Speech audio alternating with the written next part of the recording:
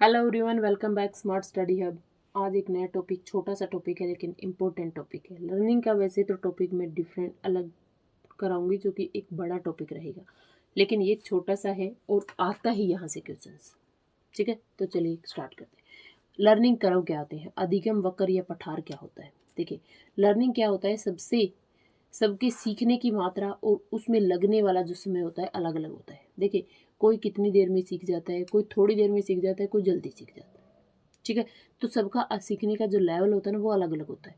आपके प्रयास, आपके सीखने की मात्रा, आपके समय और रिजल्ट्स को दिखाने वाली रेखा अधिवक्र कहलाती है, सॉरी अधिगम वक्र कहलाती है। मतलब आप किस तरीके से सीख रहे हो, आपकी जो सीखने की रेखा, एक होता है एक लय में सीख रहे हैं, ठीक है ना। एक होता है कि हम कम मतलब एफर्ट्स ज़्यादा कर रहे हो, सीख कम रहे हैं। एक होता है कि सीख ज़्यादा रहे हैं और एफर्ट्स कम कर रहे हैं। तो जो वक्र बन रहा है, जो रेखा बन रही है अधिगम अधिगम की, सीखने की जो रेखा बन रही है वो क्या कहलाती है, वक्र कहलाती है। जैसे टाइप्स ऑफ लर्निंग करो, 4 प्रकार के लर्निंग करो होते हैं। एक होता है समान निष्पादन अधिगम वक्र, या फिर रेखीय त्वरण अधिगम वक्र। ये क्या होता है कि इक्वल रिटर्न्स लर्निंग करो या लीनियर एक्सेलरेशंस लर्निंग करो। इसमें क्या होता है, या फिर सरल रेखीय बोल दीजिए, रेखीय होगा मतलब समझिए कि समान निष्पादन होता है। भाई एक रेखा कैसी होती है, ये क्या होती है, बिल्कुल एक सीधा, जितना एफर्ट्स लगाओगे उतना ही आपको रिजल्ट्स मिल जाएगा। ठीक है, तो ये क्या कहता है, जब आपके एफर्ट्स की मात्रा और आपके रिजल्ट्स की मात्रा सेम होती है तो आप क्या करोगे, जब आपने जितनी तैयारी की है आपको उतना ही रिजल्ट मिल रहा है। ठीक है, उसको बोलते हैं हम सरल रेखीय वक्र। ठीक है, ओके। नेक्स्ट होता है कि ह्रास ह्रास निष्पादन वक्र या फिर डिक्रीजिंग। देखो, ह्रास ह्रास का मतलब क्या होता है, ह्रास देखो नाम से दिख रहा है कि इसका मतलब क्या होता है, डिक्रीज हो रहा है। ठीक है, डिक्रीज लर्निंग करो या फिर घटकशील उपलब्धि करो, करो ऑफ डिक्रीजिंग।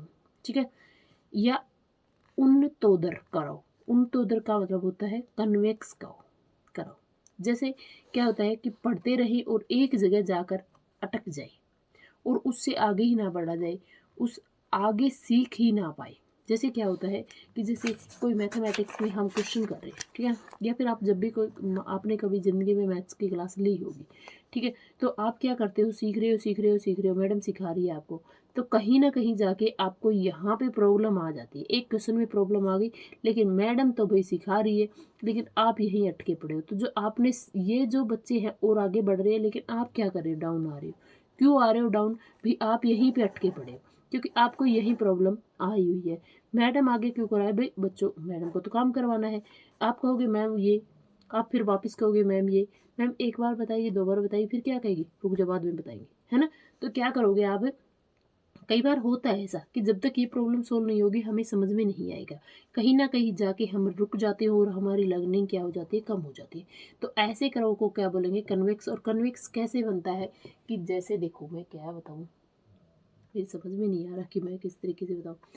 एक होता है कनकेव। कनकेव क्या होता है, जैसे एक खाई होती है ना, खाई होती है, खाई देखिए, दो पहाड़ों के बीच की जो डिस्टेंस होती है वो उस तरीके की होती है। देखो यहाँ पे पहाड़ हो गए, यहाँ पे हो गए, लेकिन जो ये जो होता है ये होता है कनकेव। ठीक है, और कन्वेक्स जो से होता है, जैसे एक पहाड़ नहीं होता है, ठीक है, तो यहाँ से हम चढ़ाई शुरू करते हैं और फिर हम नीचे उतरना स्टार्ट कर देते हैं। ठीक है, ये होता है कन्वेक्स। मतलब हमारा क्या है, पहले हम पढ़ाई स्टार्ट करते हैं, पहले ज़्यादा होता है, फिर एक स्टेज पे आगे हम डिक्रीज होना स्टार्ट हो जाते हैं। जैसे देखिए, अभी मान लीजिए आपके स्टेट की डेट आ चुकी है और डेट आते ही हम अपना पढ़ना स्टार्ट कर देंगे। जैसे ही आपको पता चला कि डेट आगे चली गई है, आपने अपने पढ़ाई को छोड़ दिया है। तो ये क्या है आपका कन्वेक्स। ठीक है, कन्वेक्स या ह्रास निष्पादन, घटनशील या उन्नतोदर। क्लियर, उम्मीद है समझ में आ गया होगा कि मैं क्या बताना चाह रही हूँ। फिर आता है क्षितिज पठार। यह उल्टे यू की तरीके से होता है। इसके प्रयास, इसमें प्रयास क्या होते हैं, इसमें प्रयास और अधिगम की मात्रा धीरे धीरे कम हो जाती है और इसमें जो होता है परिवर्तन भी संभव नहीं होते हैं। इसे नेगेटिव कर्व भी कहते हैं। ठीक है, देखो उल्टा यू कैसे होता है, उल्टा यू ऐसे ही तो होता है ना। इसमें आप क्या करते हो, ये आप वापस नहीं जा सकते, नेगेटिव होने स्टार्ट हो, आप पहले पॉजिटिव जा रहे हो फिर आप नेगेटिव होना स्टार्ट हो जाते हो। क्लियर, तो यहाँ से क्या हो जाएगा, एक्सतीज पठार भी इसको बोलते हो, एक्सतीज पठार भी हम इसको बोल सकते हैं। क्लियर। फिर होता है नतोदर वक्र, नतोदर मतलब कनकेव करो, या वर्धनशील, वर्धनशील का मतलब क्या होता है, बढ़ना, इंक्रीज होना, ठीक है। और सकारात्मक अधिगम करो, वो होता था नेगेटिव, और ये क्या है, सकारात्मक अधिगम करो। इसमें शुरू में प्रयास और अधिगम कम होता है। जैसे देखो, जैसे डेट नहीं आई थी स्टेट की, तो आप प्रयास कम कर रही थी ना, लेकिन धीरे धीरे इंटरेस्ट बढ़ने लग जाता है, तो प्रयास और अधिगम स्पीड से बढ़नी स्टार्ट हो जाती है। जब भी एग्जाम समीप हो तो बच्चे का जो सीखने की जो प्रक्रिया है वो तेज हो जाती है, ठीक है। और ये यू शेप का होता है, क्लियर। तो पहले हम क्या करते हैं, देखिए पहले हमारी जो पढ़ाई होती है वो कैसी होती है, बिल्कुल कम होती है, कम होती है, कम होती है, कम होती है। लेकिन जैसे जैसे पढ़ाई आती है तो हम क्या करने लग जाते हैं, एग्जाम स्टार्ट आते ही हम पढ़ना स्टार्ट कर देते हैं, ठीक है, पीक पे चले जाते हैं। तो ये क्या है, उल्टे, ये यू आकार का होता है, पॉजिटिव होता है, बढ़ता है, और कनकेव होता है, क्लियर। फिर होता है एस शेप्ड, एस शेप्ड में क्या होता है, भी इसमें कभी कम पढ़ाई होती है, कभी मैं पढ़ाई से रिलेटेड लेके चल रही हूँ, ये लर्निंग है, कभी इंसान कम सीखता है, कभी ज़्यादा सीखता है। तो ये जो मिश्रित करो होता है, कम्बिनेशंस लर्निंग करो भी बोलते हैं, इसमें अधिकम कभी कम होता है और कभी तेज हो जाता है, कभी तेज हो, ऐसे ही चलता रहता है, क्लियर। तो ये इसको हम स्पाइरल भी बोल सकते हैं, तो इसको एसेप्ट लर्निंग करो बोलेंगे, ठीक है। लर्निंग करो बच्चों के कारण, लर्निंग करो बनने के कारण क्या क्या होते हैं, बनने के कारण क्या होते हैं कि भाई जैसे ही कोई मान लीजिए एग्जाम आता है हमारे सामने, तो हम उत्तेजना से, एक्साइटमेंट से हम काम करना स्टार्ट कर देते हैं, हम तैयार होते हैं। अगर मान लीजिए हमारे अंदर तत्परता है, तैयार है, हम पढ़ने के लिए तैयार है, तभी तो हम काम करेंगे। अगर मान लीजिए तैयार ही नहीं है, तो फिर हम काम कैसे करेंगे, नहीं कर पाएंगे ना। तो उसी तरीके जो इंसान तैयार है वो अपना पठार अलग तरीके से बना लेता है, और जो इंसान तैयार ही नहीं है तो उनका नेगेटिव चला जाता है, ठीक है। मोटिवेशंस, मान लीजिए कई बार क्या होता है कि हम पढ़ रहे हैं, भाई हम लगातार पढ़ रहे हैं, हमें रिजल्ट्स नहीं मिल रहे हैं। लेकिन देखिए रिजल्ट्स तो कभी ना कभी मिलेंगे ना, आपको मोटिवेट करने वाला कोई होता है तो आप अपने काम में लगे रहते हैं। कभी कभी इंसान उदास होता है, लेकिन उदास होने की ज़रूरत नहीं, आपकी मेहनत रंग लाएगी। तो जो मोटिवेशन हमें मिलता है लाइफ में, वो हमें आगे बढ़ने के लिए प्रेरित करता रहता है।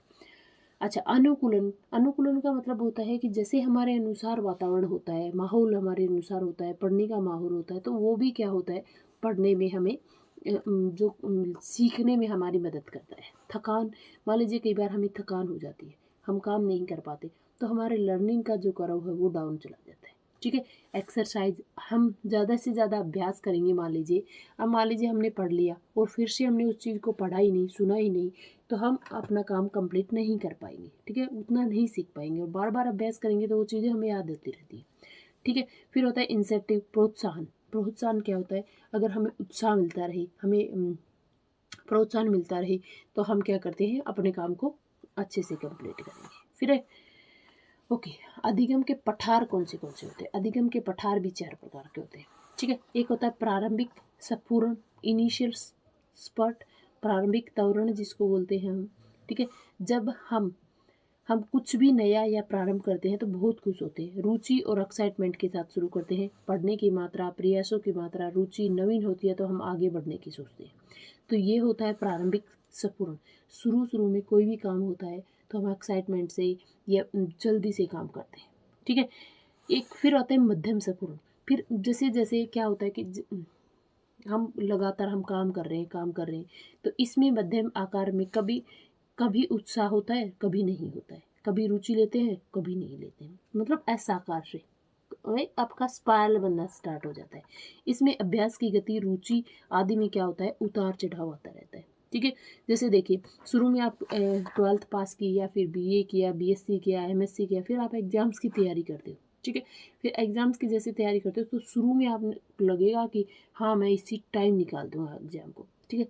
लेकिन एक टाइम में नहीं निकलता है, बहुत सारे बच्चे ऐसे होते हैं, 70% बच्चों का नहीं निकल पाता है। लेकिन फिर आता है मध्यम स्पून, कोई बात नहीं अब की बार निकालेंगे, ठीक है। थोड़ी सी कमी आ जाती है उसके उत्साह में, फिर क्या होता है, थोड़ा कम रुचि लेता है, फिर सोचते क्या पता अब की बार होगा कि नहीं होगा। कभी लगता है कि नहीं, पहले की तैयारी मेरे काम आएगी, तो हम उसमें रुचि लेते हैं और आगे से कंप्लीट उसको काम करने की सोचते हैं, ठीक है। फिर क्या आता है, कभी उतार चढ़ाव आता रहता है। फिर क्या होता है कि एक दो बार जब हम फेल हो जाते हैं मान लीजिए, तो फिर ज़िंदगी से थोड़ा सा हार से जाते हैं, ठीक है ना, तो एक पठार बन जाता है, ठीक है, तो ये बनता है पठार। इसमें गति रुक जाती है, इंटरेस्ट नहीं रहता है, और जो पहले सीखा है वो आगे हेल्प नहीं कर रहा होता है, ठीक है।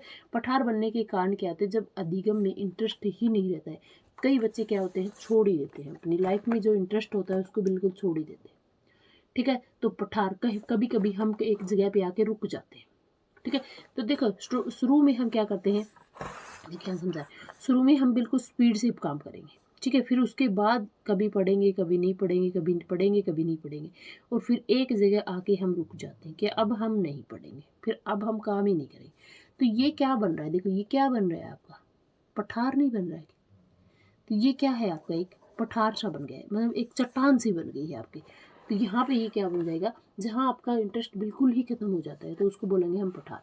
जब पुराना छोड़कर कुछ नया करने की सोचते हैं, जो पहले से सीखा वो आगे हमारा काम नहीं आता है, मतलब हम देखिए यहाँ पे हम उसी टारगेट को छोड़ेंगे लेकिन हम कुछ और करना स्टार्ट कर देंगे, तो जो छोड़ दिया उसके लिए तो पठार बन गया ना, वहाँ तो हम रुक गए ना, वहाँ तो पत्थर हो गए ना, तो ये क्या हो जाता है, हमारा पठार बन जाता है। क्लियर। अंतिम पूर्ण या शारीरिक सीमा क्या होती है कि लास्ट वर्ड अंत में आकर गति तेज हो जाती है और एक्साइटमेंट ज़्यादा होती है, लेकिन शारीरिक सीमा तक ही हम काम कर सकते हैं। जितना हमारा शरीर लेवल कम एफर्ट्स करना बंद कर देता है, वहाँ पे हम अपना काम भी करना बंद कर देते हैं। क्लियर। उम्मीद है आपको समझ में आ गया होगा, और यहाँ से क्वेश्चन बनते हैं, इसको समझ में नहीं आया तो एक बार फिर से देख लेना, और आ गया है बहुत अच्छी बात है। मिलते हैं नेक्स्ट क्लास में नेक्स्ट नए टॉपिक के साथ, तब तक के लिए जय हिंद जय भारत।